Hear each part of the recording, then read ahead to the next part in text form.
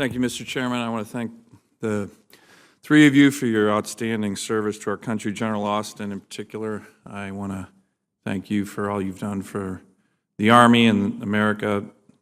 Having the opportunity to serve with you a decade ago was one of the highlights of my military career.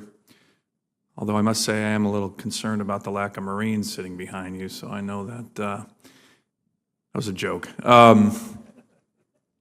In all seriousness to the staff, too, I know how much they put into these kind of testimonies, so I want to thank all of you, men and women sitting behind you. I wanted to follow up on Senator McCain's and Senator Cotton's comments on the Iranian weapon sales from Russia to Iran, particularly the S-300 missile defense system. There was a recent article that talked about that system, which would be capable of rendering the Iranian skies inaccessible for most U.S. and Israeli jets. One thing that hasn't come up in the testimony, isn't that just a blatant violation of the UN Security Council conventional weapons ban against sales to the Iranians that's still in existence, and a violation of the current Iranian nuclear deal that the United States and other countries signed?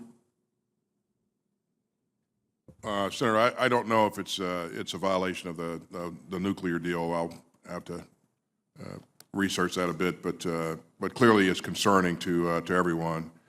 These are things that will increase the amount of effort required to do whatever work we need to do.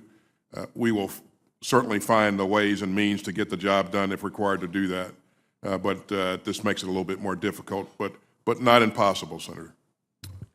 I want to turn you, the three of you have decades of experience with regard to the service in the U.S. Army, and earlier we were talking about a lot of focus on our special operations troops.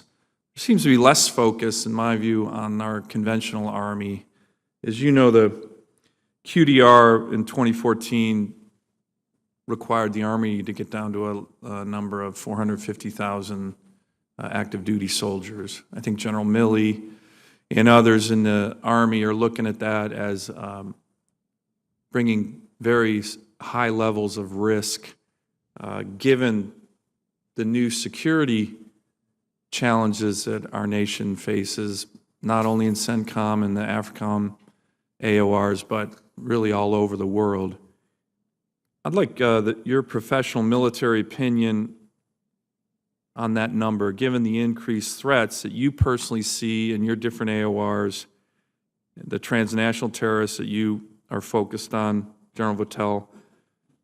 Do you agree with statements by General Milley and Mr. Fanning that our Army is getting dangerously small given the current threat environment, and that the number of 450,000 troops in terms of active duty Army is too high a risk given our current threats, in your professional military judgment? In my judgment, I do agree with General Milley and the comments that he's made in regards to that.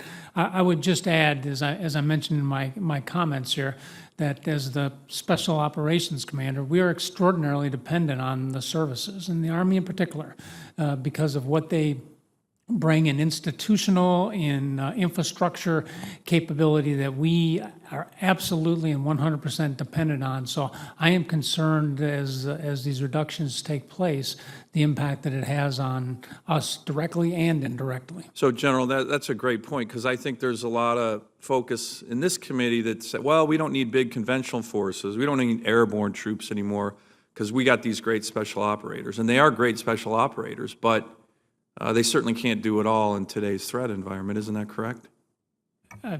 Senator, I couldn't agree with you more. I would not want to give anybody the impression that Special Operations Command had all the capabilities it needed to do the operations that we do.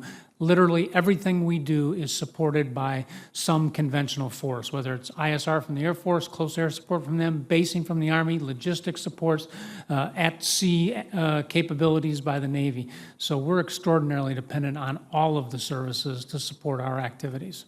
General Rodriguez, General Austin, can you comment on your professional military judgment on what you think the number right now in terms of a 450,000 active duty Army does to our nation's security?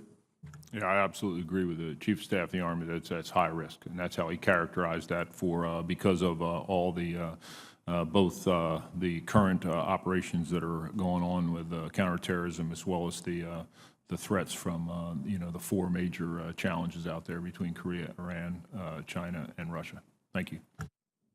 As you know, Senator, in a former life, I was the Vice Chief of Staff of the Army. I was concerned about the direction that we were headed then, and certainly even more concerned now. And I do agree with General Milley's comments. That 450 is too small? Yes, sir. We're getting dangerously small here. Thank you. Thank you, Mr. Chairman.